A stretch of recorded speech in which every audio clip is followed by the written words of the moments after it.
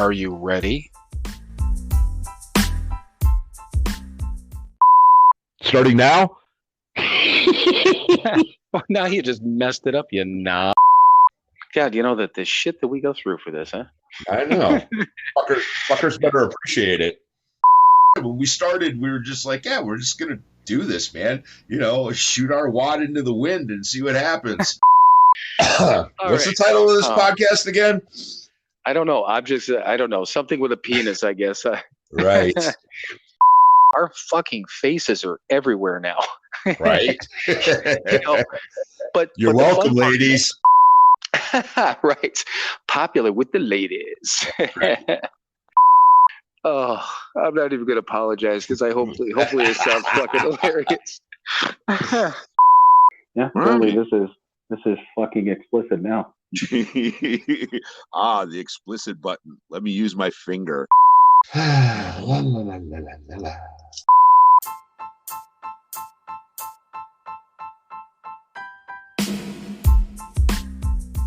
It is time for another episode of Sober, Not Mature. And that episode starts now. All right, everyone. Welcome once again to another episode of Sober, Not Mature. And if anyone has been paying attention, we have a doctor in the house tonight. Ooh. I know it's one of those things. I was thinking about it before we had started leading up to this, and I'm like, Mike, I don't think we haven't had anyone with like true credentials happy. We've had certified people.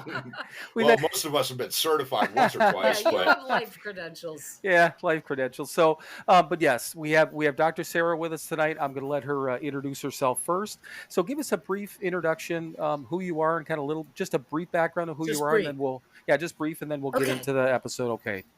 Hey, everybody. I'm Dr. Sarah Michaud. I'm a psychologist, and I've worked with addiction for about 30 years, and I've been sober almost 40. And I am like working my program as best I can, just like everybody else. Perfect. Well, and I'm glad that you pronounced your name because that was the one thing that I forgot. So can you pronounce your last name again for us? Yeah, it's Michaud. Everybody screws it up, so that's okay. Michaud. Okay, Michaud. Cool. Yep. Well, I would have butchered it, so that's why I said Dr. Sarah. I don't know if you've noticed that, but there's no secrets around here anyhow. So, right. So, we've got obviously got her on tonight. You heard a little bit about obviously the background. She's a doctor. She's sober. She also has a book. We're going to talk about all of that. Mm-hmm. And honestly, Sarah, we do not have and you've listened to us. You were just starting to say you listen to some of us. Yep. You know, we really don't have a very tight format if we even have one at all. But, Mike usually gives a pretty good description of how we like to start things off. So, Mike, explain how we like to start things off. All right. Well, clearly, we all know how to get fucked up. We all know how to fuck up our lives and fuck up the lives of everybody around us. Yep. So we don't like drunkalogs. What we do want to know is a little background, qualify, tell us where you're from, all that good stuff. Well, little life stuff. I actually read some of your book. I didn't finish it, but I went through it. So I've got an idea, but the folks listening don't. So please tell us all about yourself. No, what I really liked about you guys from the jump was, first of all, you sound really authentic and real, and you use the words integrity a lot, and you use program language a lot, and I really connect with that. And also, you talk about, and some of your guests say the same thing, that we talk about the solution. Right. And, which I am all about. I mean, you hear experience, strength, and hope. But as an old sponsor of mine used to say, some meetings are just experience meetings. And I really, and we could talk about different types of AA too, because I was thinking about that today. I mean, whatever region you are, there's different kinds of meetings around here. And some meetings are really solution focused. And others aren't. And I was just in Tennessee visiting a sponsee that I met on Zoom, and the meetings down there are totally different. I mean, people were really struggling to stay sober down there. She's really in the boonies, and it's a very rural area. And it was just fascinating to me because in meetings up here, you might have one or two people that might have relapsed, but there it just seemed like people were really struggling. And probably because of the lack of support where she is, but it's just, it's just interesting, the different kinds of meetings. But anyways, I'm rambling about AA. That's okay. But it's funny because I've been sober a really long time, but just in the last few years, and I know you guys feel this way too, I've been feeling more and more grateful for how I got sober. Oh God, Because yeah. as you know, I mean, I put the book out like a year ago. And so I've been learning a lot. I mean, I'm old, I'm 63, and I didn't, as my son calls me 100 years old because I don't know anything about computers. But I've been learning that, there are many now online communities. And, someone might get sober and they have a couple of years sober. And then the next thing they're creating an online support community, which is great. And some people charge money and other people don't. And some people become sober coaches and other people don't. And so there's all kinds of ways to get sober now. Sure. And which on one hand is awesome and wonderful. And at the same time, I am just so glad I got sober the way I did. And Right. I because I have a program and I have a way to, it's like a paradigm for life and a formula. And, it's like the spiritual axiom, right? In the big book or maybe it's in the step book, or step 10, but he says, whenever I'm disturbed, it's really about me. And, taking responsibility for our recovery, to me, that's the major difference. When someone really starts to get well, they're not blaming other people. They're not pointing the finger. They're not gossiping. They're not talking about everybody else, but they're really focused on, wow, this is my issue. And in the program, I mean, not everybody's like this, but I know after I did the steps several times, I got that I was my problem. And so I'm just really grateful for the way I got sober. And again, it's not for everybody. Like you guys talk about, there's plenty of ways to do it these days. But I'm just really grateful. So what else? Well, What else should I talk guess about? I want to kind of touch on what you had talked about too. And I mean, we've been sober, certainly not 40 years, but each of us around the same time frame, literally, but 13 years. 13 years, yeah. Yeah, which is, it's a long time, but it's long, but it's not. It is, but it isn't, type of thing. But 13 years ago, is compared, like you said, what's online now, what's available online. The pandemic, I mean, brought out a whole new thing with Zoom meetings and that sort of access. All that stuff wasn't there. And, I give people a lot of credit that started, and we've had a few people on, right, Mike, that started during the pandemic and stayed sober, which is fascinating to me because, again, the program, the fellowship, the meetings, all those different things we had. Both of us talk about all the time, not only the way we got sober, but the place we got sober. And you touched on that too. Mike still lives in Cleveland, and he usually explains a little bit better than me, but Cleveland AA, right, Mike? Right. Yeah. Well, we're 45 minutes away from where Dr. Bob and Bill met each other, so this was, this is some pretty hardcore stuff up here. First time I tried to get sober was out in California. I didn't do any of the work, so I can't say that they failed, but it was very different. And it certainly, I wasn't ready, and it wasn't the right approach for me. You know, some people need hugs and love, and I needed a finger in my chest. And that's what I got here in Cleveland. So yeah, like you said, things are different. I've been to meetings around the country as well, and there's nothing like Cleveland AA. I love it here, and I sometimes wonder if I would have been able to do what I do without doing it here, without the people here and the way that they do things here, which is not lovey-dovey. And wonderful example early on, we went to a men's meeting pretty regularly here, and the guys, minimum 10 years, some guys 20, 30 years, 40 years, 50 years, and you'd walk in and they go, how you doing? And I'd start to run my mouth, and they would just they'd go, we don't care, what are you doing? Right.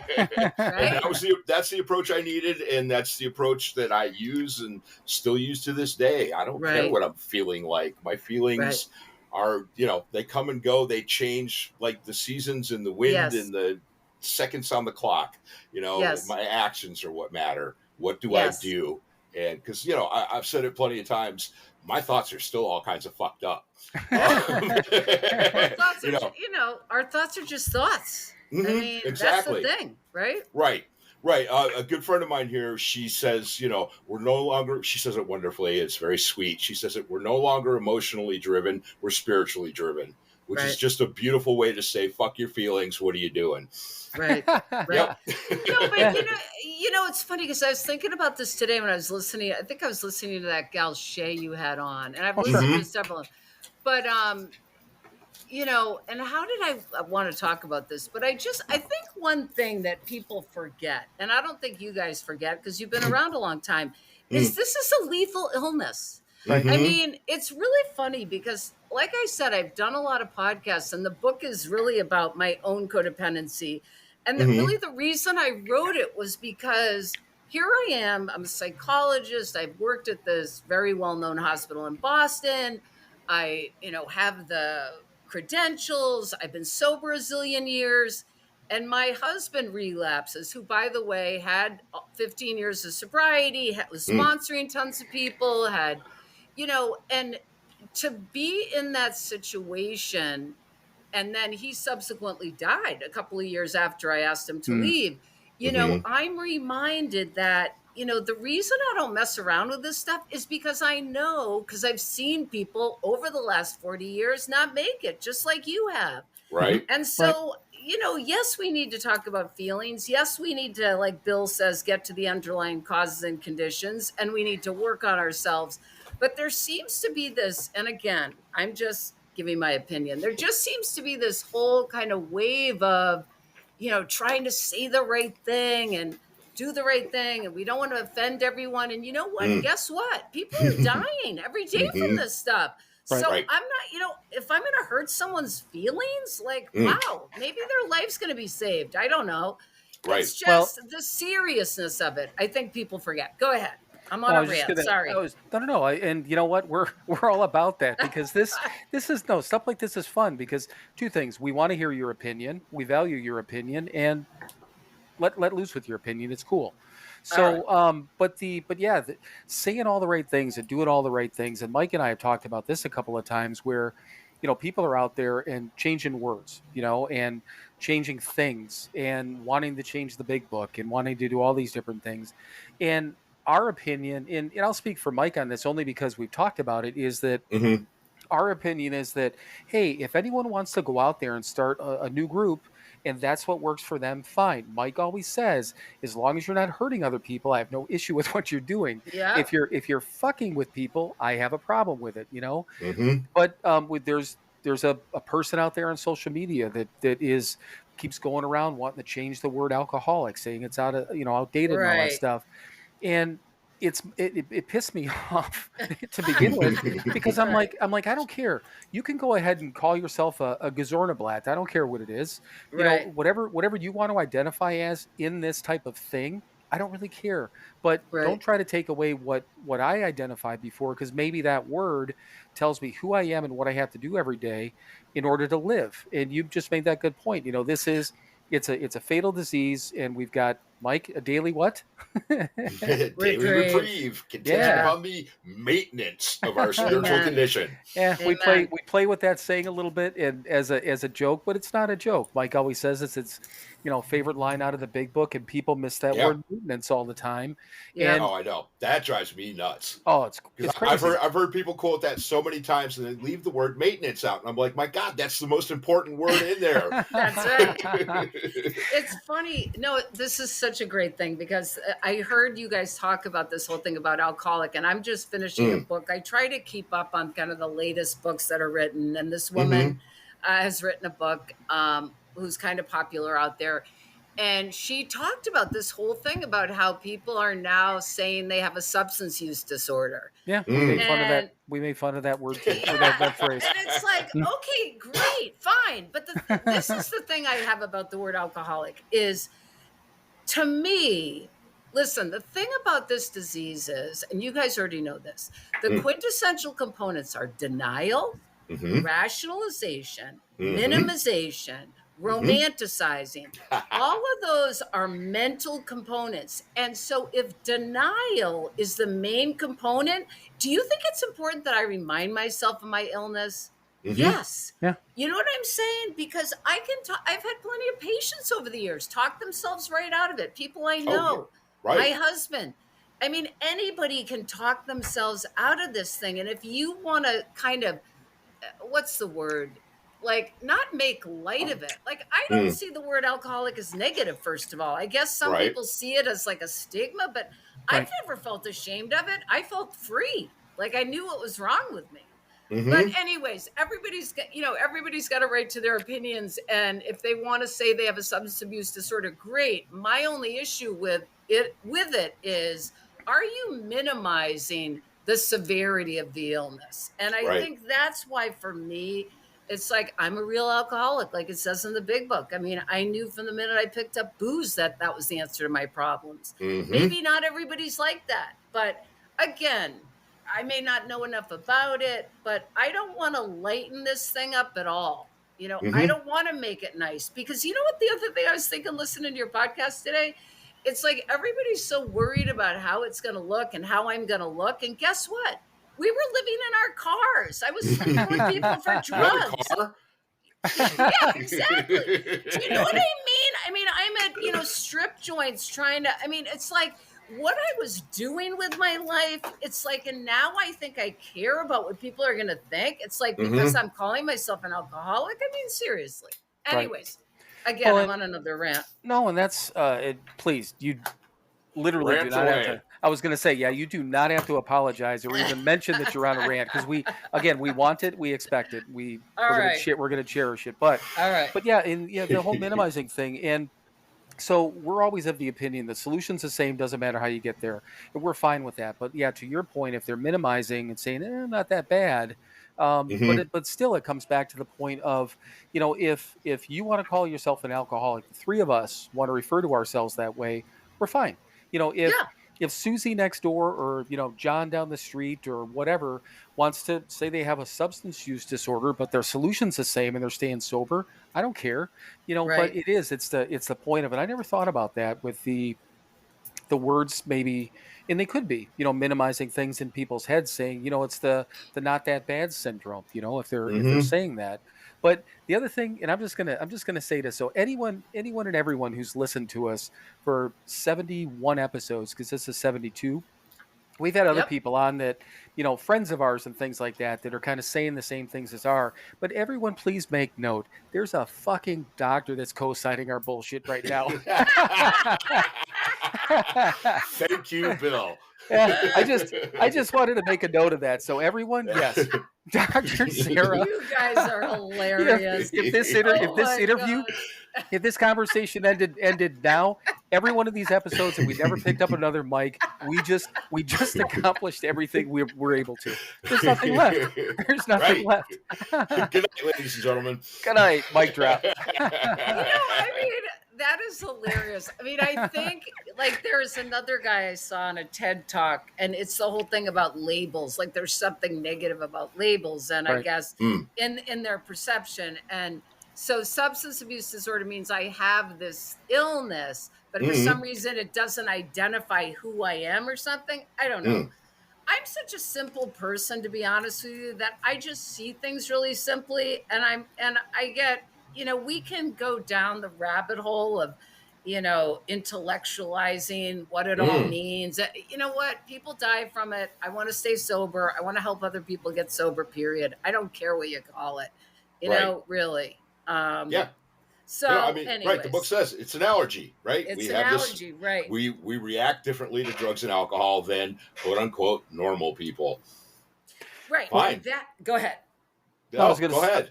Yeah, go ahead. I was going to say, like, this is another thing I have with AA. This is one thing I have with AA. It's the whole thing about normies. Like, I don't think anybody's normal. Well, yeah. I really don't. I don't think there are normies and there are us. I think, this is just my opinion, I think we have the illness of alcoholism, right? So when we were in pain, or when we picked up our first drink, it created the phenomenon of craving for me because genetically it's in my genes.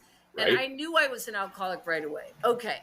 I think other people, I think in the human condition, everybody's in pain. Everybody feels anger. Everybody has suffering.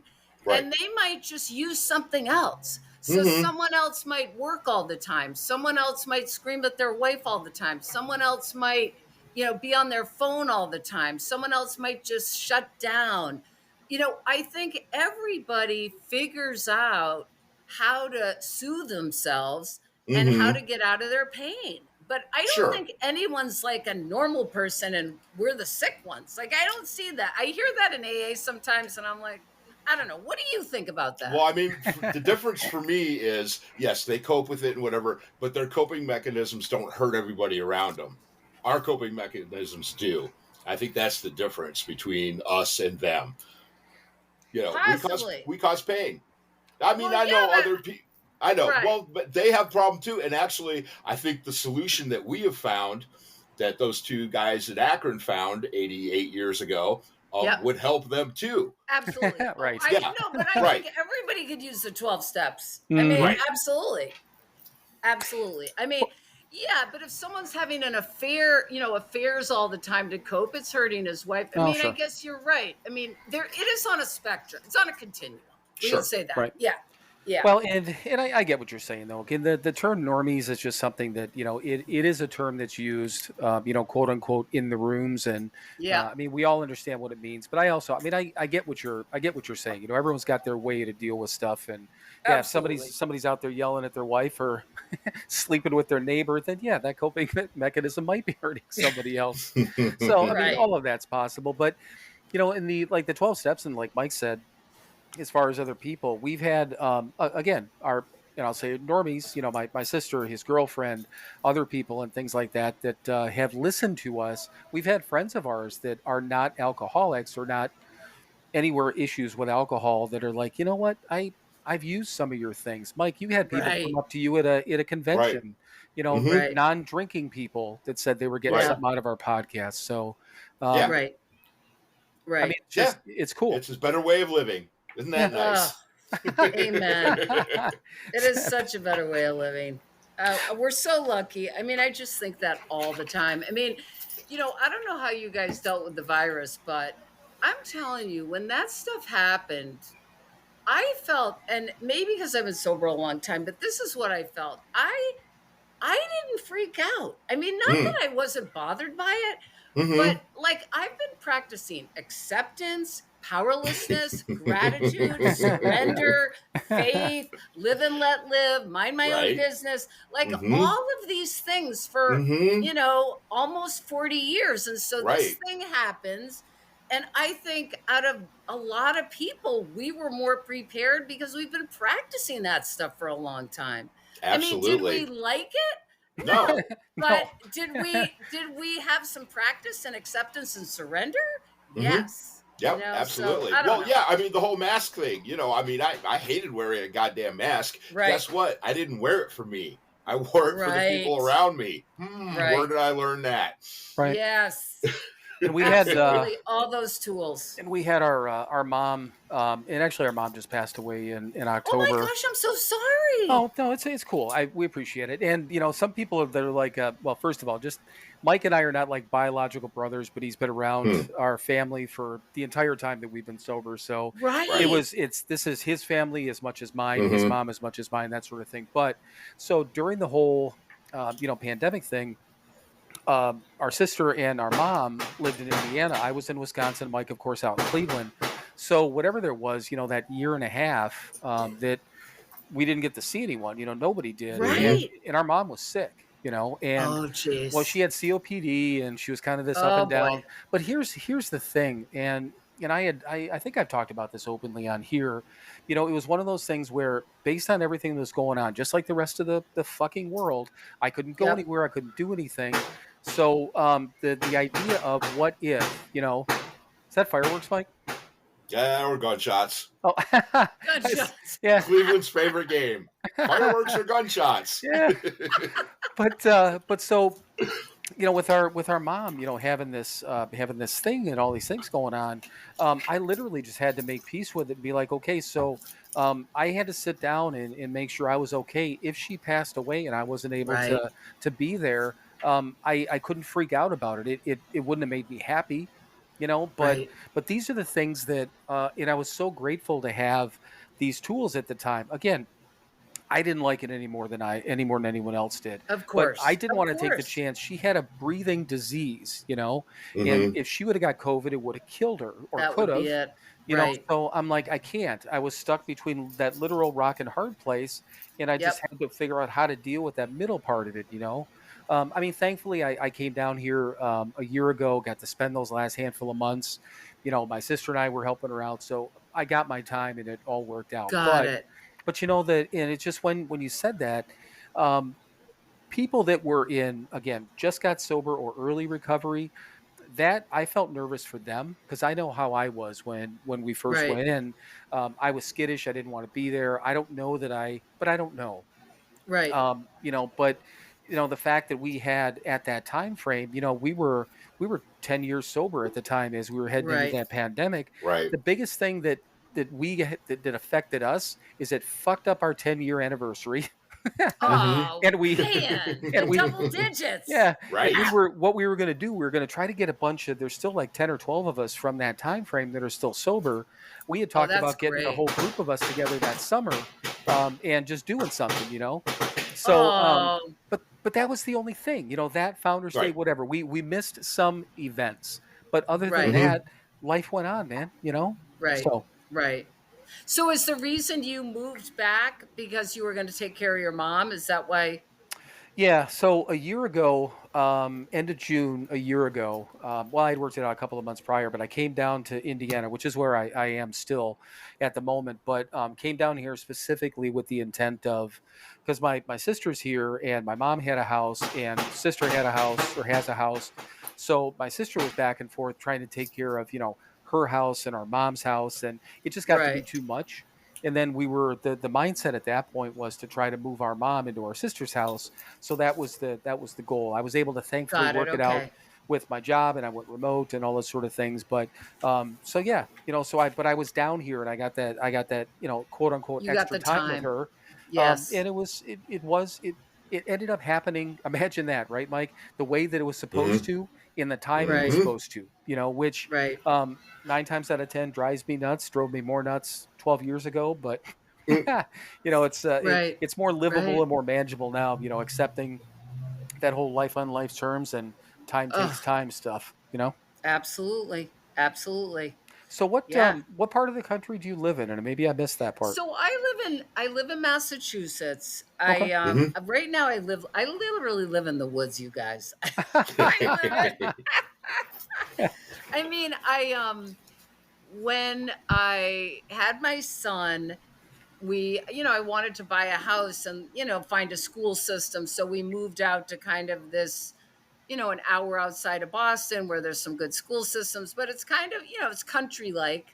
And Mm-hmm. then just last November, I sold my house because he's been off at college and I moved into this little carriage house really in the woods, and I'm totally in heaven. It's beautiful. I mean, it's not like the middle of nowhere, but it's just beautiful. It's plush and there's gardens and it's really, really beautiful. It's just like the country. Right. Yeah.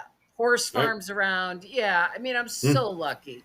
So, but it's tiny. I mean, it's such a relief. I know people love buying homes, but to leave a house and come to this small place, like it's so much simpler and less responsibility. It's so much easier.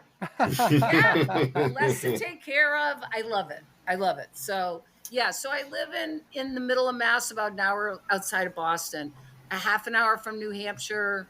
Yeah. So Okay. you've Have you got guys ever been to New England? no, we've got our, No. our Okay. cousins, our cousin and her husband and family live in just outside of Boston. Our aunt just moved out there too, so we've got family in Got it. Boston, and she's been Wow. Mm-hmm. there. Our cousin's been there, went to school, and then never came back. And Yeah. then met her husband. Her husband is originally from Ireland. Good dude. They've been together forever, married now for shit, 10 years, 10, 11 years, something Wow. like that. Yeah.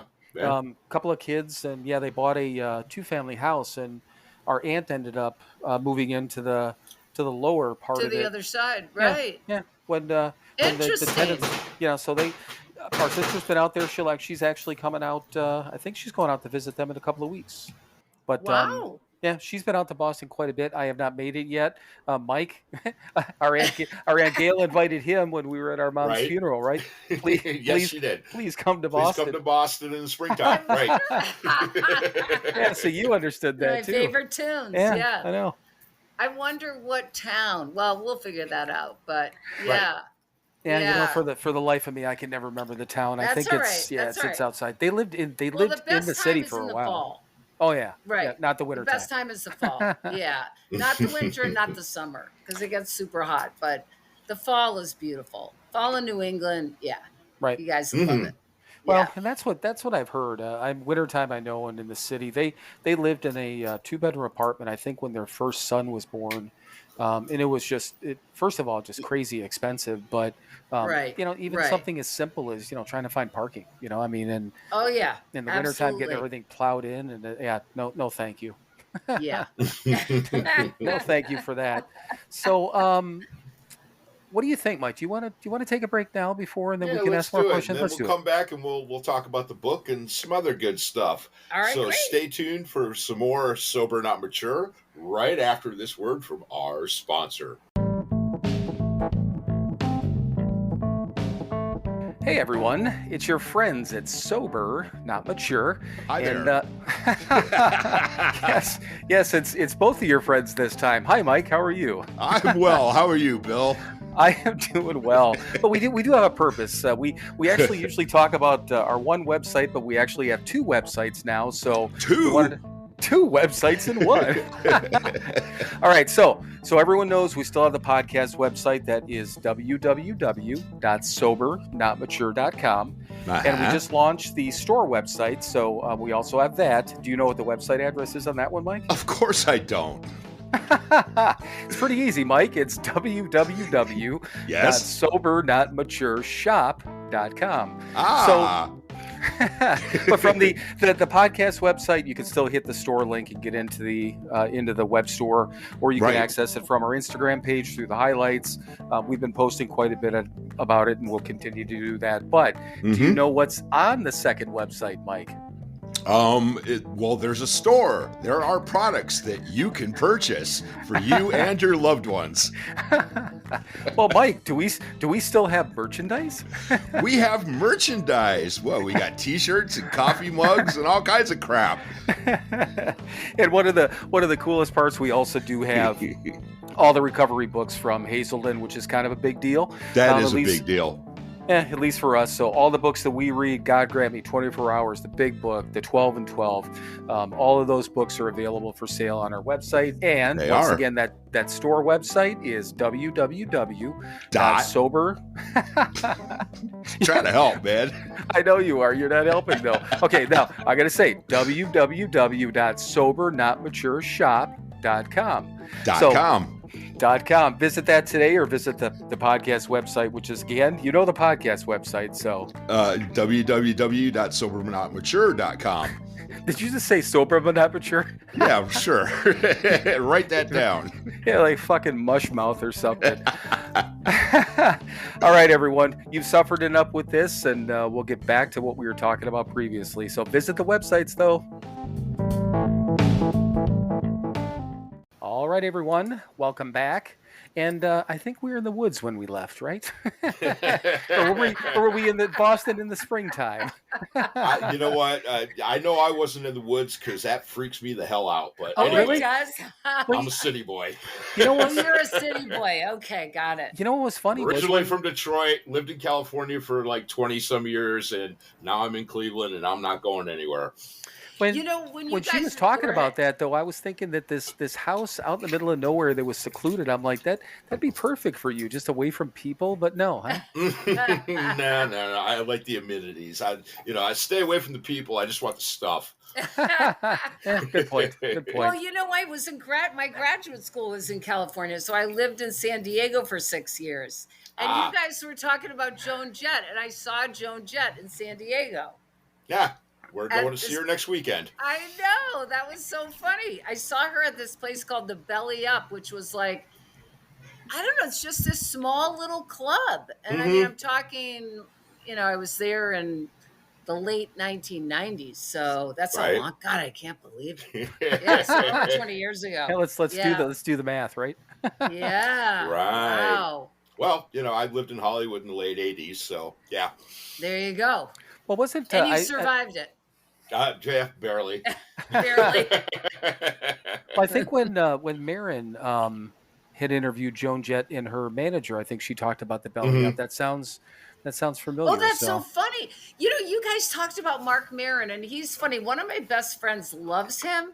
Loves his podcast. To me, everybody connects with whomever they connect with, but sometimes he's so edgy and angry.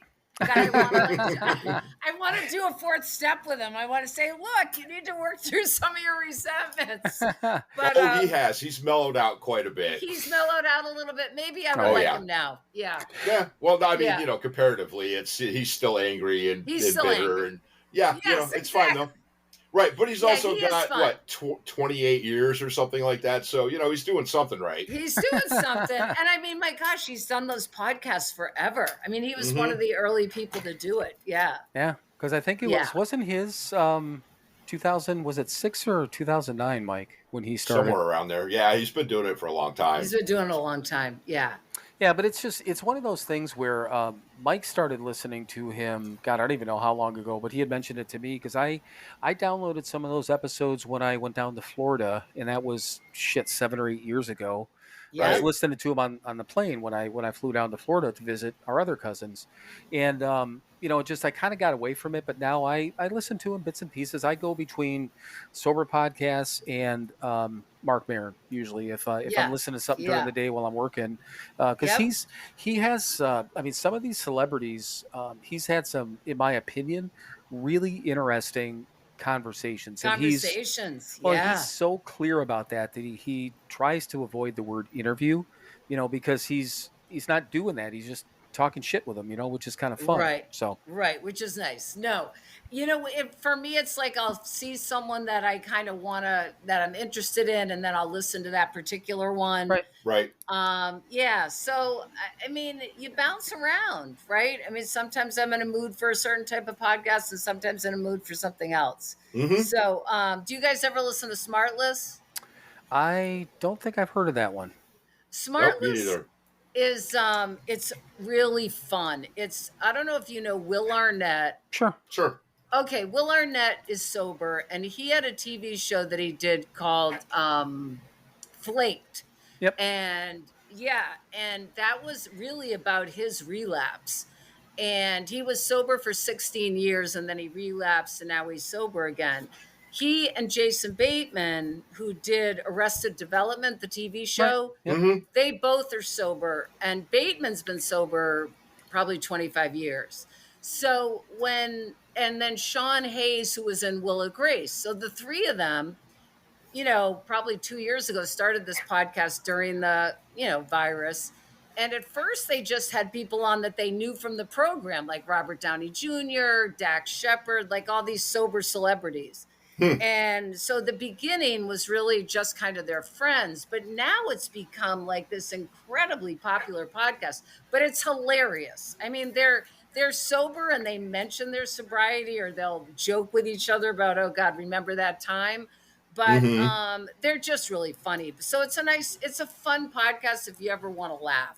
And they have, celebrities on. So what's funny is Mike, Kathy, our sister, literally was just talking about that last night. She was watching, I walked downstairs and she was watching a movie with Jason Bateman, and she's like, have you ever heard that podcast? And she just starts naming off the names. That's so funny. Yeah, literally last night she was just talking about that. I don't remember her saying the name, but you said it's Smartless. Smartless. Okay. Yeah, I mean it's a joke because Right. they're acting like they just are really dumb, and there's because they started it kind of as a joke, just to like do something, and it's become so popular. I went to see them actually like a year ago. They did a tour, and Conan O'Brien was their guest in Boston, and it was fun.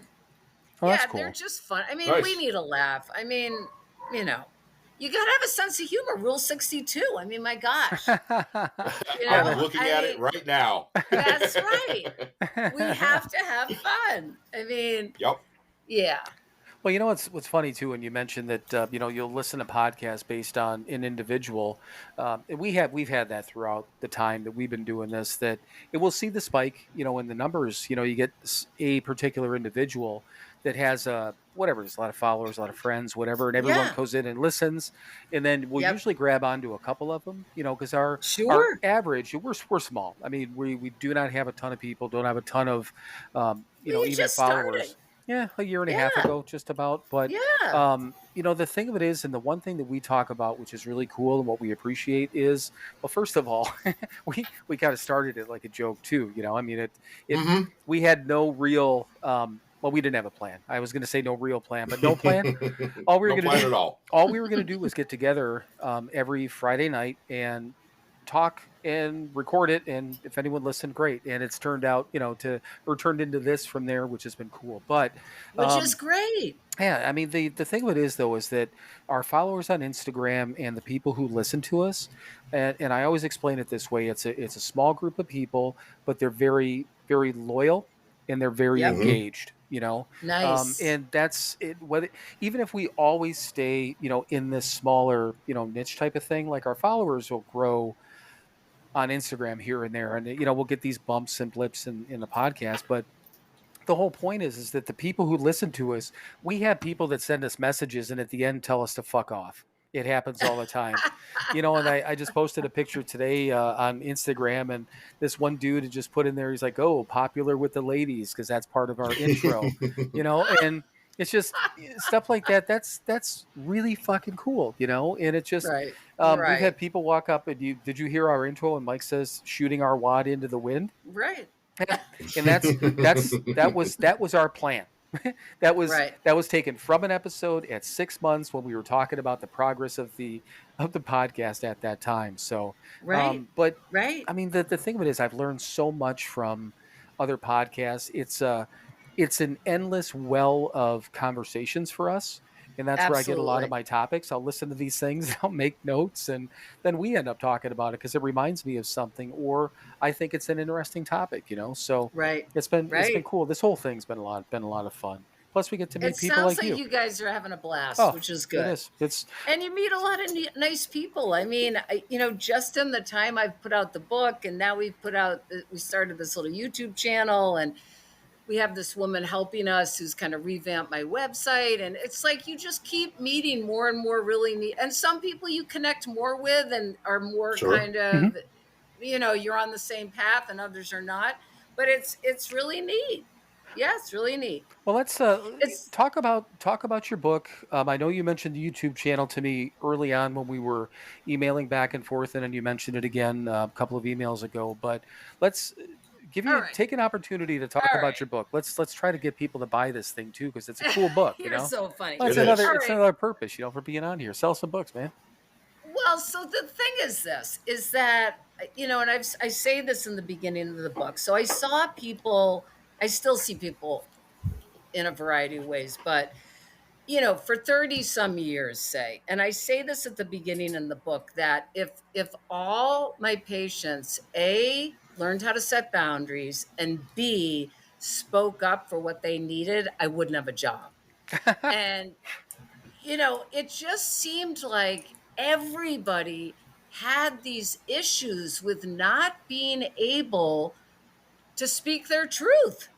And to me, that's really what codependency is. I mean, codependency really is not being able to be who you are, because you're so preoccupied with what everybody else thinks and feels that you become very detached from what you think and feel.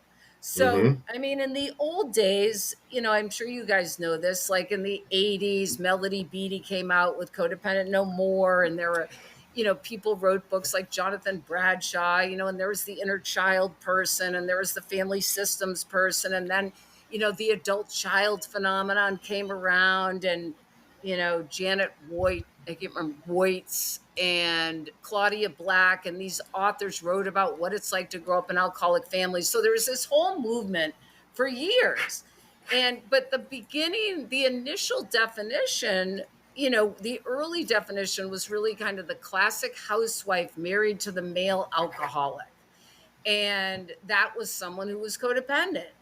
And really, what I'm trying to do, and I think how it's evolved over the years, is I really think everybody's codependent. I don't like the word because it's overused, but I do think on a spectrum, on one hand, we could have, say, some parents I saw that remortgaged their house 3 times to get their kid in treatment again. I would say they were enabling because they were sacrificing their own life for their kid's addiction, and he was not taking it seriously. But they kept getting worse and worse, and he kept getting worse and worse. And that's really what I talk about in the beginning of the book, is that it's really a delusion. Enabling behavior and codependent behavior, the fantasy is, oh, I'm helping someone. But really, the reality is you're hurting them and you're hurting yourself. So it doesn't work. And I call it the big lie. Did you want to say something? Go ahead. No. I'm agreeing with you. Yeah. Yes. Yeah. So, I mean, my feeling was, after seeing clients for so long and really feeling that people would get sober, but really the underlying stuff to me was all the relationship stuff, which was how I saw their codependent, what I call co-crazy behavior, which was repetitive patterns of getting into relationships that didn't work, and yet not really knowing how to change, and being driven by, like it says in the big book, 100 forms of fear. And not the fears like fear of snakes or phobias, but the interpersonal fears, the fear of being rejected, the fear of abandonment, the fear of not being liked, the fear of not being loved, the fear of being, alone. Yes, the fear of being alone. So, I mean, when I did my fear list in my fourth step, I think I had like 85 fears. Sure. And, so, and everybody does the fear part, differently. But with the person that I ended up doing the most recent one with, it was, when did you first have the fear? What happened? And, what I know of fear, I believe, and this could be wrong, is there's 2 fears you're born with. There's the fear of loud noises and the fear of falling. But the rest of the fears are accumulated from birth, from your experiences. And the thing is, most of those experiences are with other people. So if you're growing up in a home and you're, you guys, I've heard your stories. I listened to the first couple of episodes. If your parent leaves when you're 9 years old or whatever, and you believe that you had something to do with that, even though it wasn't your fault at all, then you might develop the fear, oh, some people are going to leave me, or I can't, or fear of intimacy. I can't get close to people because I'm going to be hurt, or whatever.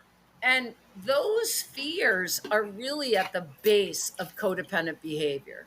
So that's what I really saw, the big issues that were really across the board in my practice with people in recovery, and people, even trying to get sober, trying to speak up to their partners and tell them what they need, but they can't. So they end up drinking. I mean, I had a client, oh man, just in the last year, relapse after 7 years. And, what I saw was, the classic, like you talk about, like they stop going to meetings and like they get really busy and, they're focusing on their kids. But really, another part of it is they're accumulating these fears and these resentments and this shame and this guilt or whatever feelings, and they Mhm. just don't want to confront reality. They don't want to confront their marriages. They don't want to confront the issues with their kids, and they can't escape anymore. And then the next thing you know, they're drinking. Right. Right. And, so those relationship issues to me are really the things that take people out. I mean, we know that from, just sponsoring people. Mhm. They fall in love, and then the next thing you know, they're used. It's not Well, funny. I mean, it's not No. funny, Well, but it is. yeah, kind of, but right. Well, and I mean, again, I think it all comes down to the control issues. Yes. You fall in love, and then you want them to be a certain way, and guess what? Yes. They're not, and you can't handle it. Yes. Right. Like you talked about the pandemic stuff. We're prepared for this shit. Right. We understand that we don't have any power. The only power I have, and I've read it in your book today, and I've read it other places. The Yep. only power we have is our reaction to things. That's Yes. it. That's Yep. it. I cannot Yep. control anything. I sure as hell can't control myself. I can just control my reactions to all the bullshit that's going on around me, and the good stuff that's going on around me too. Yes. I can react wrong to that. I have plenty of times in my life. Oh, shit's going great. I better go celebrate. Absolutely. No, but you're so right. And control, of course, is the response to fear, right? Right. If I'm Right. terrified, I'm in and that's a huge part of being a codependent. And in the paradigm of like the alcoholic, husband and the housewife, what happens, and this often happens when I see couples, the partner spends all their time trying to control the person's drinking, and what happens, they can't. Right. And then the person who's drinking just becomes enraged, and then they just drink more. Right. So, I mean, it doesn't work for anybody. Right. Do you know what I mean? And the solution is focus on yourself. And yet, when a couple comes in and the wife's like, well, if he just stops drinking, our lives would be fine. It's bullshit. Right. You know what Yes, I mean? it is. The fact is, when he stops drinking, all hell's going to break loose because you're Yes, going to be it now is. in your marriage that Right. you haven't dealt with for the last 15 years. Mhm. So, yeah, I mean, I often, when I say, well, actually, both of you have issues, one person has alcoholism and the other person has the codependency or the Right. co-addiction, they used to call it. Sure. But they don't want to admit that they're part of the problem. And Right. that's why I really wrote this book too. Well, it's funny because they, I mean, the whole part when we first got sober and going through the, your fourth step. I mean, the whole point of that, the fourth step, and what they taught us, and I talking about other sober people taught us going up to that, was whatever it is, find your part in it, and that's it's tough, and I was never one to admit my part in anything before I got sober, and getting to that point, like, well, this person came up and punched me in the face. How was that my fault? Right. Well, I was there. Right. Oh, okay.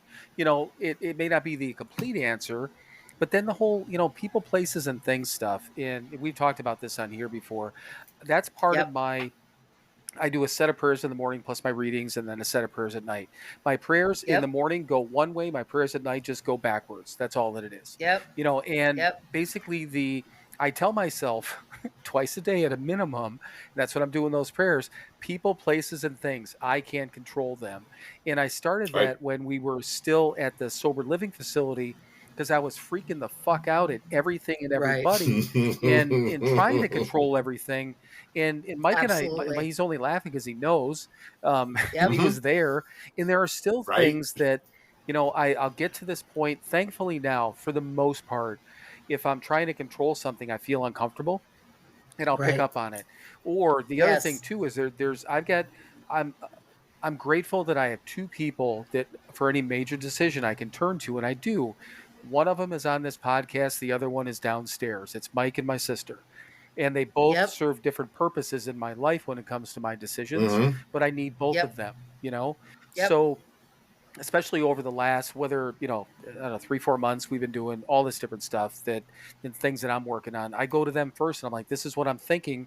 Is my Right. head right? I Yes. want to do this. Is this financially, the right thing to do? And that's what I go to my sister for. Mike would probably Yep. spend the money with me, but not let me do the immoral thing, So he'll make me do something that's morally correct, but we're still spending some fucking money. And Right. Kathy's going to make sure that she's might be back and forth. She'll go, yeah, let's do the moral thing, but maybe you don't need to spend the money. So both of them Right. serve different purposes, but I need that. Right. I need Right. that accountability because I am still a control Of freak, course. but a lot better. So Right. Right. but yeah, Right. Well, I mean, yeah, like I always say, the first step, thank Christ, is the only one we have to do perfectly, and yeah, we're powerless, and it's all right there. We're powerless over fucking everything, and our Right. lives are unmanageable. 13 years into this, almost 40 years into this to you, do you manage your own life, or do you let outside forces manage your life? Right. The principles and the steps and the program. Right. That's what manages my life. Right. I try to manage my own life. I'm going to fuck it up because I did it for 42 Right. years. The self-reliance, self-reliance fails, man. Yep. Yep. Absolutely.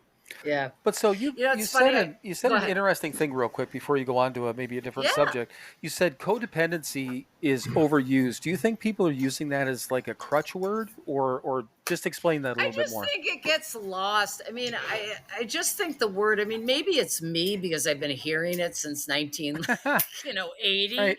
I mean, I could be tired of it, but I think it's really funny because, oh gosh, I could go on another tangent, but I Please think do. people Yeah, I was gonna just say, throw yeah. the word around. But there is also, it's interesting because there's an article written right when I came out with the book. There's an article written in the New York Times, and it was something about, because this book I just read, she puts it in the bibliography, and it was a woman who said, codependency doesn't exist. It's blaming the victim, basically. And basically, it was this whole article how, it really, it was kind of this article bashing, codependency recovery and saying that, we can't blame the housewife for the husband's addiction. And, it's like they take these extreme positions where like, you can't kick your son out when he's homeless, and,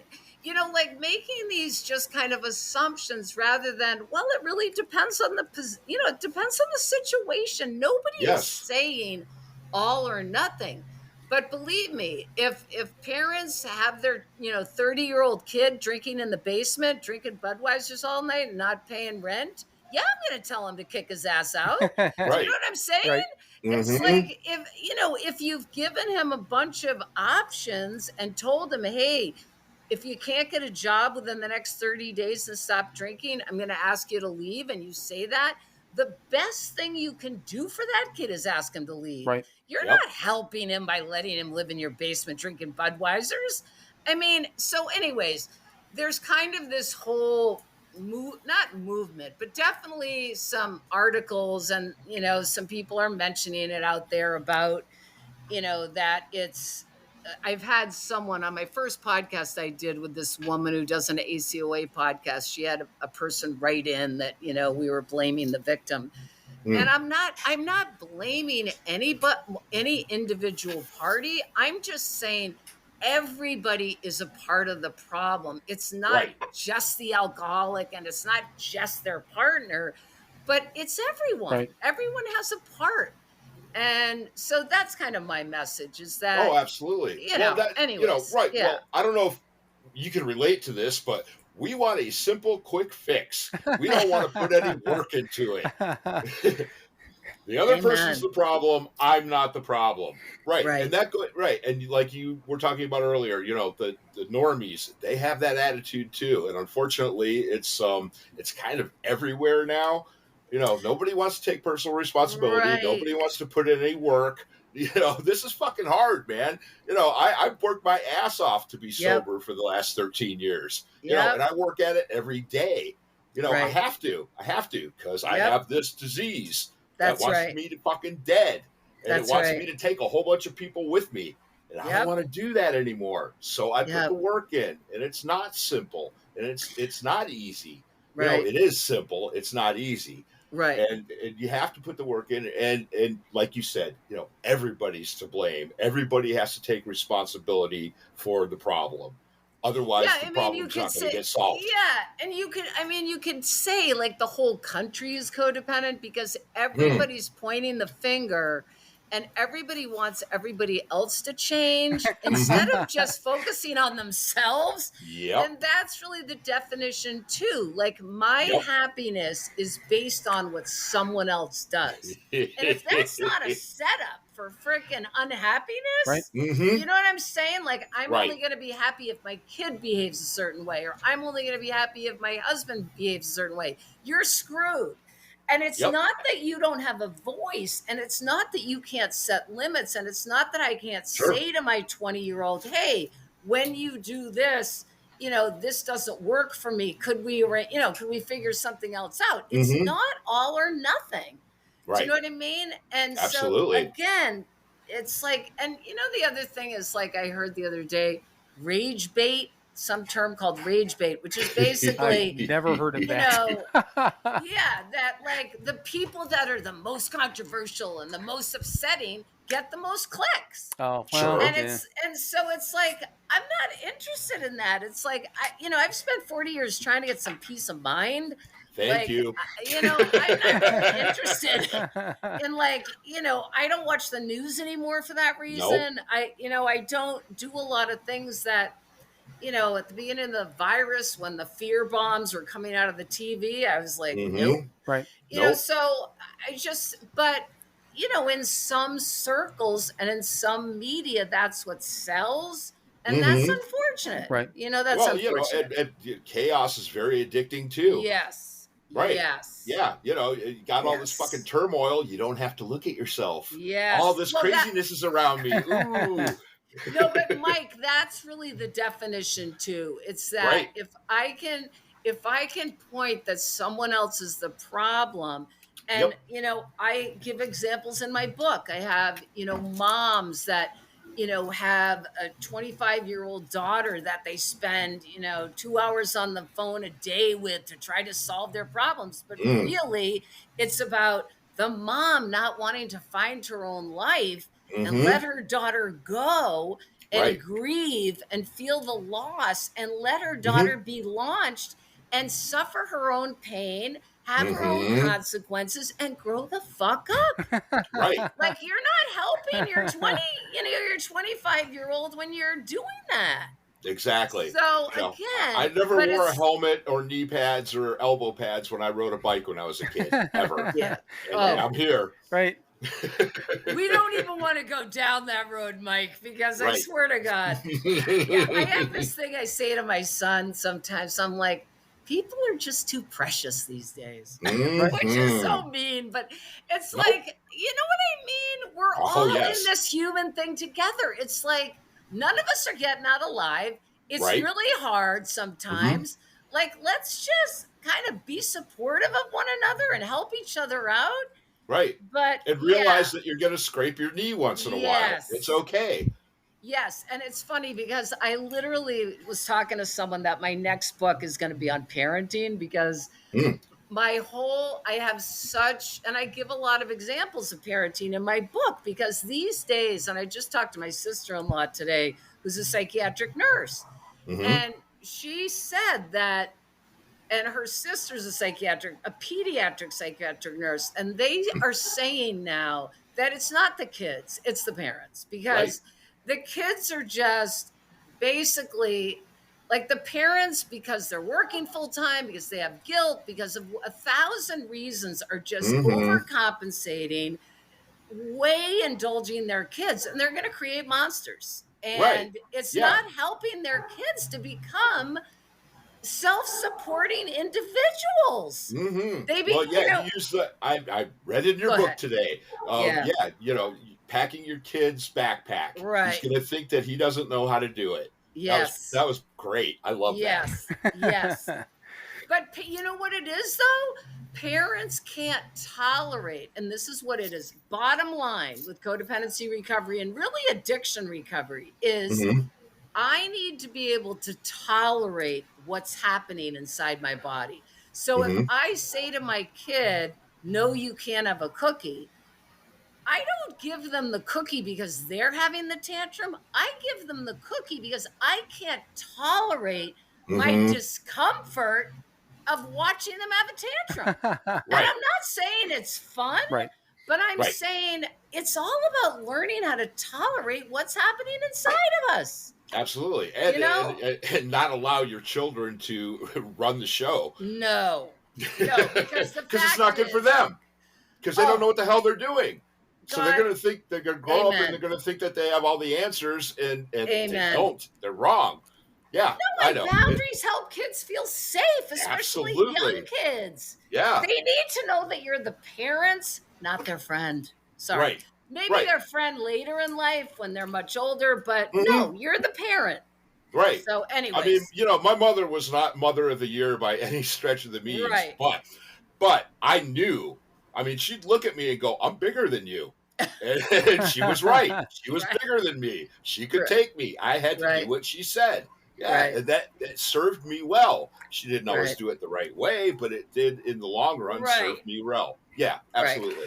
Well, and you had talked about, Sarah, too, that, people with opinions, and you mentioned like the podcast, that they got a complaint. I listened to, once again, a lot of podcasts, and I've joked with Mike about it, and I'm like, I listen to these podcasts, and they flat out say that, and these are recovery podcasts, they're like, they'll say, we're not giving advice, and we're not going to offer our opinion, and I'm like, well, why the fuck are you talking to us? I mean, why am I listening? Right, but I keep listening because it blows my mind, because so here's the thing, what Mike and I try to do is I think what you're doing, you're giving your opinion based on your own experiences, right? With everything you talked about and everything that's in your book. And when we get on here and we talk about recovery, we make it very clear about what we went through in the program that we used and the steps that we went through specifically. We're not preaching, we're not big book thumpers, we're not preaching that AA is the only way to go. Nope. This is not an AA sanctioned podcast. We don't. The only thing we do is we'll mention the big book and read a line every once in a while. We don't run a meeting here. But the thing of it is that we do have opinions on how things work, and it's based on 13 years. I almost said 14. Damn it. It's no front. I know. So it's based on 13 years of experience, some hardship, and a lot of fucking work, like Mike says. And here's the other thing when Mike was talking about that, and I agree with it. So when people look at you at 40 years plus sober, people look at us at 13 years plus sober, and maybe they think, they're like, well, shit, man, you guys have it easy. No.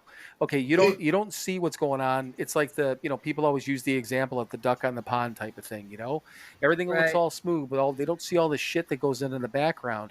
And everything that we do on a daily basis to make sure that shit doesn't go the other direction. Right. And if we just got up and, whistle our way through life and didn't do anything if we didn't do the work, both of us are going to drink and both of us are going to die. Then it's not so fucking easy anymore.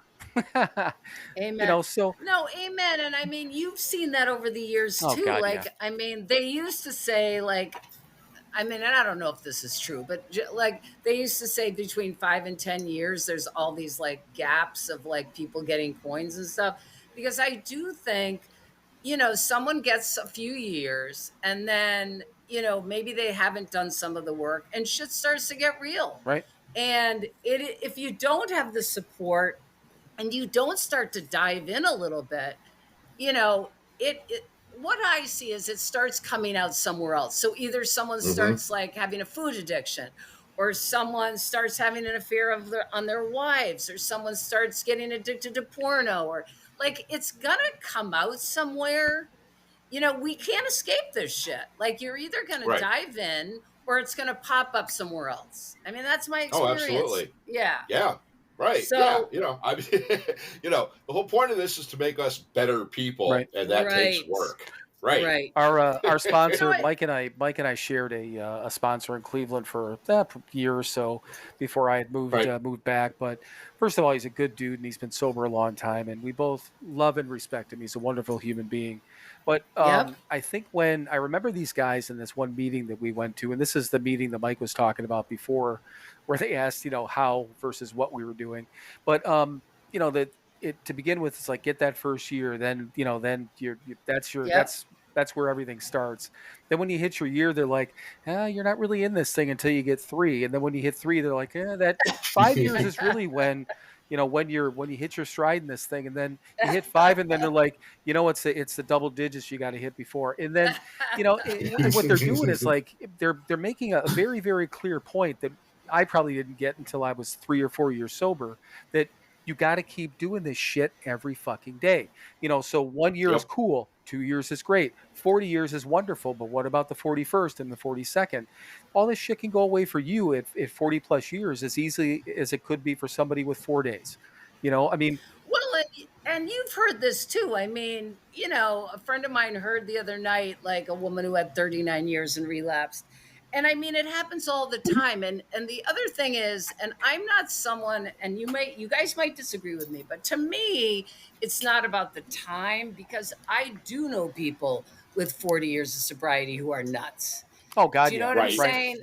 So I mean, and I know people with 2 years of sobriety that'll blow your minds. Right. So it's not really the length of time; it's really what people are doing in their recovery. I mean, that's my quality. opinion. Right. Yeah. Oh, absolutely. Right. Yeah. Well, I mean, we have a phrase here in Cleveland. Yeah, they just changed their breath. They didn't change anything else. They're not drinking. Right. Yeah, but they're still complete assholes, or they're still crazy, or they're still That's right. Right. Yeah, that's right. Yeah. We were just. I mean, Again, like I said, this is to make us better people. The drinking and I really got that from you guys listening to your podcast. That was one thing that really was impressive to me, is you really talk about that. Like, this is about becoming a better human being. Mm-hmm. Yeah, and that's who I am. I mean, it's like we're supposed to be of service, help another alcoholic, live this program, be functioning adults. I mean, have integrity, be honest. I mean, all these things. All this stuff. Right. Yeah. Absolutely. Well, again, okay. Last time for tonight, I'm going to quote the big book, right? Alcohol is just a symptom. Yes. Which means crack is just a symptom, which means heroin is just a symptom, which means cheating and lying and thieving. They're all symptoms. I'm with you. The root of our troubles, we think, is selfishness and self-centeredness. Self-centeredness. Yep. Yes. That's the root of our problem. It just manifests itself in all these fucking other ways. Right. So if we stop being so goddamn selfish, we actually care about other people, or at least act like we care about other people. Eventually we will care about them. But we start changing the way we act, I mean, that's, not to impugn your profession. Oh, God, no. I mean, but listen, go ahead. Our sponsor, Joe, he said, look, Alcoholics Anonymous is the exact opposite of psychology, right? Psychologists and psychiatrists want to change the way you think so you act differently. AA wants to change the way you act so you think differently. Interesting. That's the way it works. That's the way it worked for me. Right. Because, when I first tried to get sober out in California, it was very psychologically based program I was in, and it didn't work for me. I remember being on the floor playing with Hot Wheels because they wanted us to get in touch with our inner child. Fuck that. I never grew up. To put the substances down first. Right. Well, I did, and then I was playing with Hot Wheels. And my point was, my inner child was ruling my life. Right. I was completely, my emotions and my impulses were running my life. Yeah. That was my problem. There was no emotions. I needed to grow the fuck up. I didn't need to get in touch with anything. I needed to get in touch with my balls. Not in a sexual way, in a masculine way. I need to touch my balls, and I promise I will not enjoy it. Right. But no, but you were talking about like the time and things like that, and I'm not going to completely disagree with that. I'm going to agree on one end, but slightly disagree on the other. But the people with it, we were just talking about it within the last handful of episodes, that personally, but I really enjoy hanging around people that are between 1 to 3 years sober, because they're so fresh. It's like hanging around like a child, Motivation, you know, big the motivation. children that just want to Yes. learn and grow, and they're so excited about shit. Because I don't have that type of, I don't know, that excitement anymore. I'm cool with what I do, and I've got a process, and I do it every day, and I do the work, but I don't have that type of motivation that people have. But when it comes to time, and Mike and I, everything you just said about the quality of it, I agree completely. 3 years of quality sober time beats 30 years of just changing your breath, like Mike said.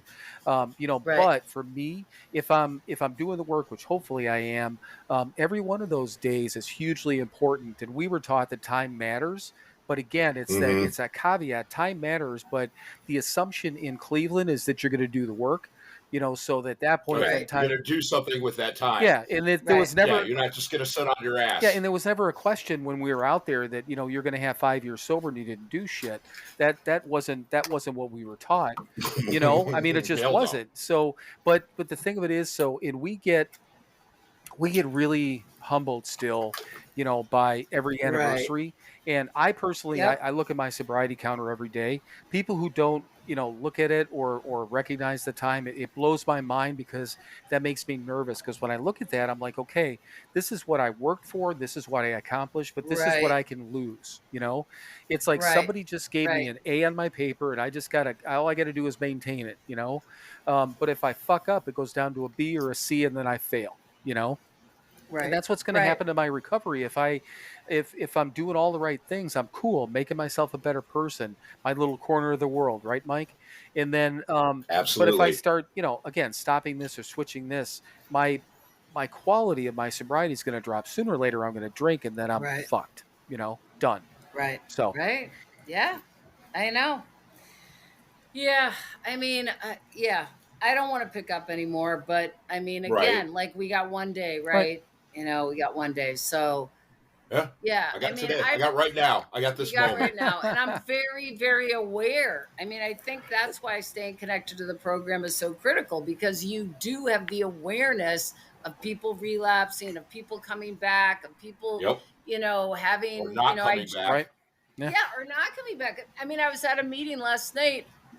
I spoke on step 10, and this woman shared who had like 25 years, but she got addicted to gambling. Yeah. You know what I mean? And she said the gambling almost took her back to drinking. So she finally had to quit the gambling because it got her so, so I mean, again, if you don't kind of look at that underlying stuff, it is going to come out somewhere, Right. So, yeah.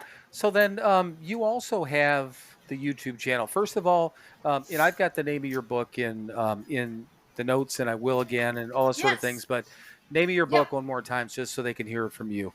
Yeah, it's called Co-Crazy, One Psychologist's Recovery from Codependency and Addiction, a memoir and roadmap for freedom. Because I do feel like, we get free from the booze and drugs, but, then relationship struggles can really take us down. It took me down. So, yeah. And, if people can't afford it, like I was going to say, I know you guys are connected with halfway houses, or, I'm willing to donate some books someplace if there's a place you want me to donate books. So I've been sending them out to treatment centers across the country, and I connect with, I'll send them to podcasters or whatever. And so I don't mind. I really believe so passionately in it.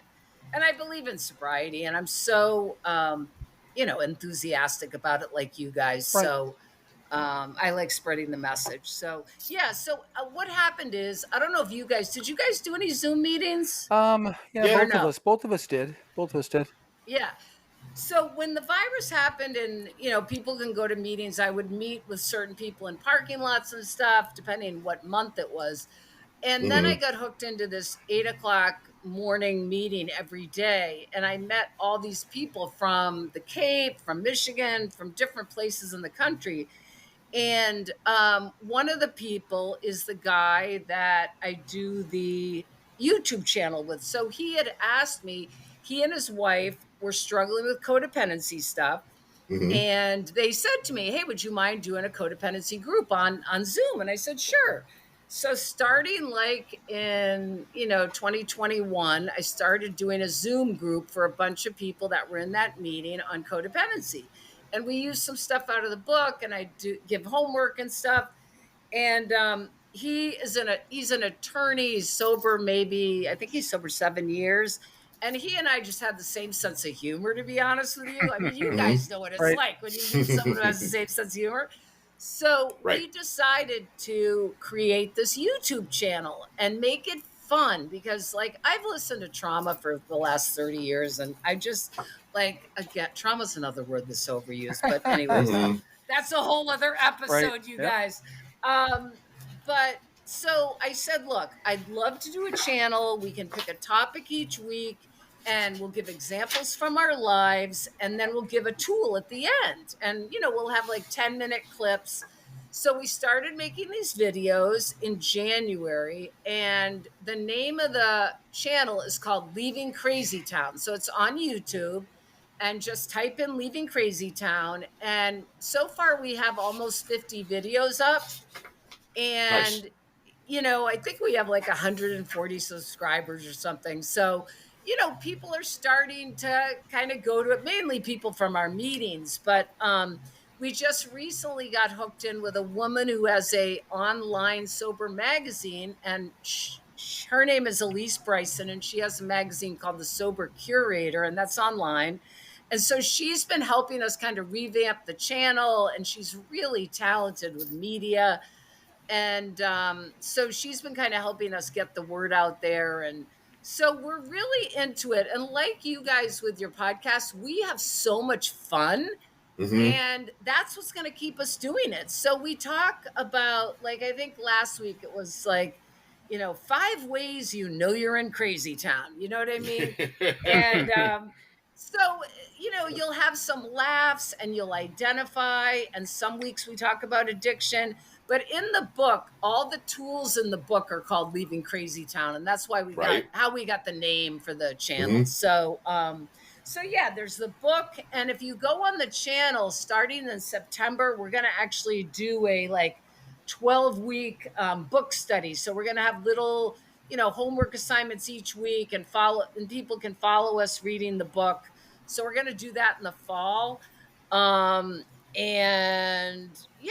we're all, like you guys, we're going to get some merch together and some t-shirts, and we're going to have some things like, hey, if you're the 200th subscriber, you'll get a t-shirt or whatever. So we're going to start doing stuff like that. But really, it's just to be of service and to get the message out there and to have fun. So, yeah, that's what we're doing. Perfect. Yeah, so the Sober Curator, we ran across them recently on Instagram, and they had a list of podcasts, male-led podcasts on the internet, like you're kidding. Like the top 7, whatever. Well, we weren't included. It's funny. I just literally texted her that I was going on your podcast today. Yeah, well, she might remember me because of what I said. Shit. No. It was a funny thing. So I'm sure you were delightful. Well, and what happened was there was another podcast that I follow on Instagram that got listed, and he's like, oh, thanks for putting us on the list. And I looked and I was like, basically kind of like implying that who do we have to blow to get on this list? Because I'm like, not only are we male led, but I'm like, there's 2 of us leading this podcast. We got a stroke to get on this list. I don't even know all the sober podcasts. I don't out of it I am. And then I've just been learning. Well, this was going into Father's Day, and I tagged him. I tagged him I tagged the Sober Curator in my post. And, the person said back, oh, no need to do this, but, now we're on our radar or whatever. And I said, this and that, but we email back and forth. So the individual, I'm not even sure who I was emailing with, but number one, they were super cool. They thanked me for she is super she thanked me for the humor and stuff like that. So, I told her I plan to get back really in touch with wild. her. Well, and like I said, hopefully she is great. Hopefully she does remember, because I said, do we have to whatever? I'm sure she remember. I literally like right before I got on with you guys, I said, hey, I'm getting on with these guys and I have their t-shirt on, and Yeah, she was. So she's. Well, you offered to blow her. I hope she remembers. Right? That's what I was going to say. And I don't remember if those were the exact words, but that was the implication. That's for sure. Well, it definitely, I'm sure, got her eyes, got her ears perked up. And that's what I brought it up on the episode. And I talked about it with Mike because I did it on purpose. I'm like, okay, so if we're not going to be on the list, at least somebody's going to see that I want to be on the list. You're hilarious. So that's it. I accomplished what we worst case, but yeah. So she was cool. She was going to listen to her episodes. She's delightful. Yeah, listen to the episodes and then kind of go from there. And who knows? Well, we might be able to collaborate with them in some way. Who knows? Yeah. Well, and that's. And by the way, I will be, two things. I will be, once you get this episode up and going, send it to me and I'll put it on my Facebook. And we're also going to do an episode this week. Finn and I are meeting and we both have your t-shirts and we're going to do an episode dedicated to you guys. Yeah. And we're going to do a topic about we want what we want. Because, of course, we think of baby, right. like the jokes about the king baby. Did you ever know that pamphlet, King Baby, was like the name for old alcoholics, because we want what we want when we want it. Right. And so the Sober Not Mature is perfect. So we have a great episode topic, and we're gonna do an episode connected to your show. Perfect. Yeah, so I'll let you know that. Yeah, let us know what it is because we'll obviously we'll promote it too. And I already wrote down the name of the YouTube channel, so I'll put that in our notes. And with the episode, usually what I'll do. So we have a Facebook page also.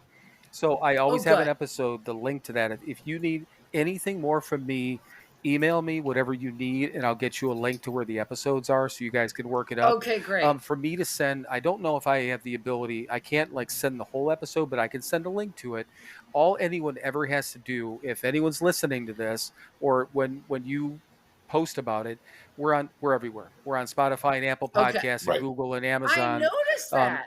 iHeartRadio, all that crap. Tune in. Yeah, we're everywhere. Yeah, so all anyone ever has to do with any of the episodes, and I'll start doing the promos tomorrow. So if you from your Facebook page, if you're not following us, our Sober Not Mature page, you should do that because then you'll see when that. I will definitely do that. I'll send you I literally just got on Facebook in the last couple of months, so I just started doing it. Yeah. Well, you said because I haven't done any social media. Whatever works, whatever you need from me, but it'll be anything I post on Instagram, cross posts to our Facebook page.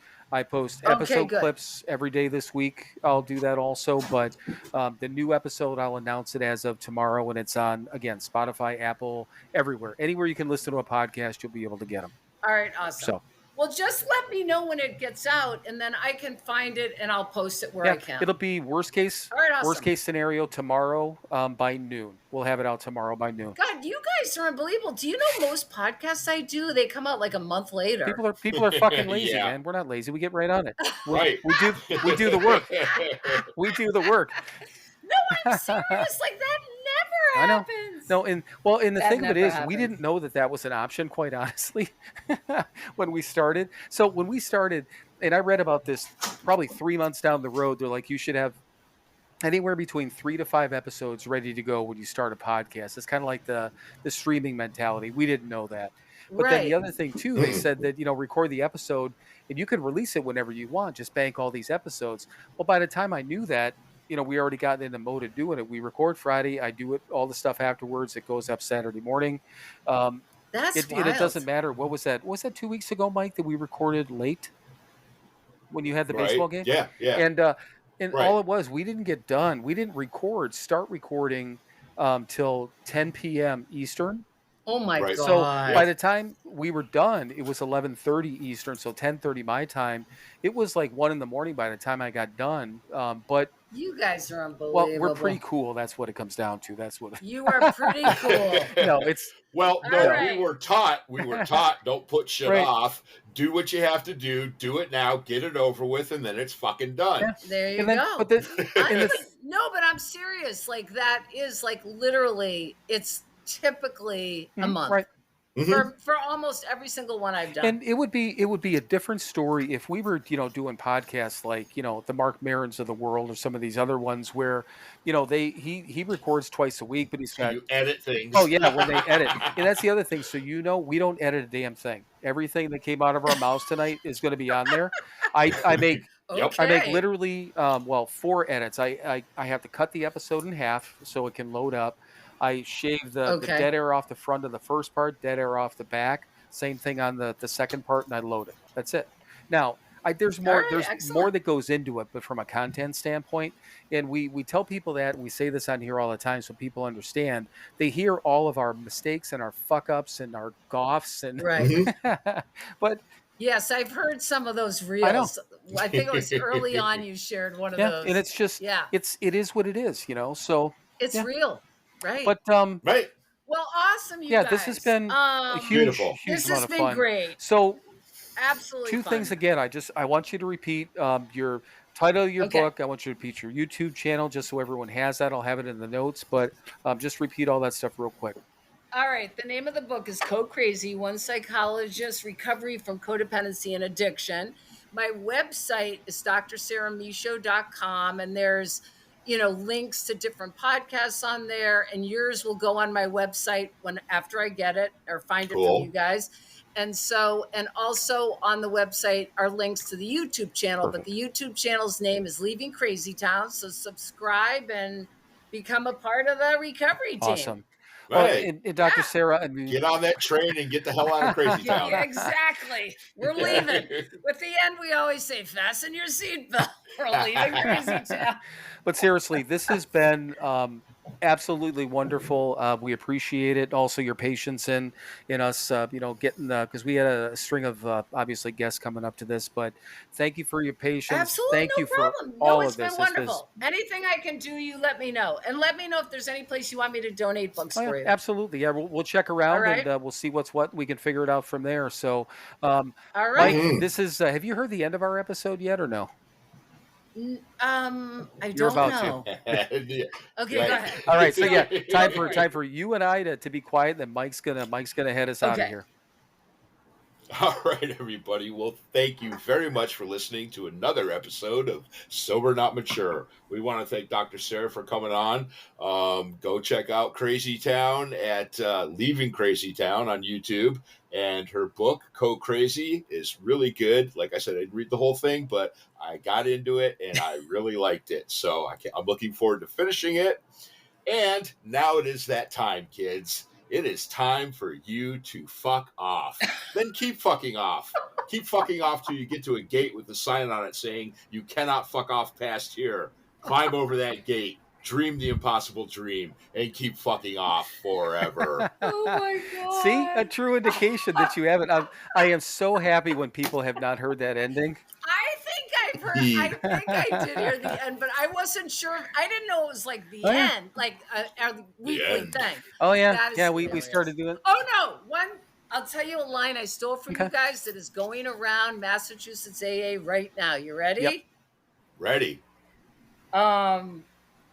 Sobriety isn't all strawberries and orgasms. Well, that's our friend Heidi. Hi, Heidi. Yeah, if our friend, I'm telling you, I literally texted that to a friend today, and he's like, "That's my new line. I'm sharing that every meeting." Yep. That was our good friend Heidi from Cleveland, Ohio, that came up with that one, and we stole it from her. Oh my God, that was great. That was great. All right, but no, seriously, thank you very much. How do I? Just hang on. I just hang up? No, don't do anything yet. Nope, don't do anything yet. Hang on. Yeah, don't do anything yet. Okay. All right. All right, go ahead. Thanks for coming on. Love All you, right, brother. love you, Mike. All right. Bye.